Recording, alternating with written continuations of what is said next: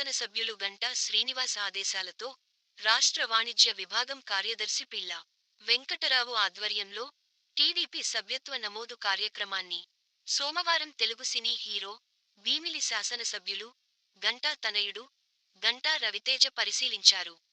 ఈ సందర్భంగా కార్యకర్తలు వాంబే కాలనీలో ఇంటింటికి వెళ్లి ప్రజలకు అవగాహన కల్పిస్తూ సభ్యత్వం నమోదు చేస్తున్న విధానాన్ని ఆయన అభినందించారు. అనంతరం వాంబే కాలనీ అన్న క్యాంటీన్లో భోజన నాణ్యతను పరిశీలించారు. అనంతరం గంటా రవితేజ టీడీపీ సీనియర్ నేతలు పిళ్ళా వెంకటరావు తదితరులు భోజనం చేసి నాణ్యతను పరిశీలించారు. అదే విధంగా వాంబే కాలనీ టీడీపీ నేతలు పలు సమస్యలను గంటా రవితేజకు తెలపగా త్వరలోనే శాసనసభ్యులకుకి చెప్పి సమస్యలు పరిష్కరించే దిశగా చేస్తామని తెలిపారు.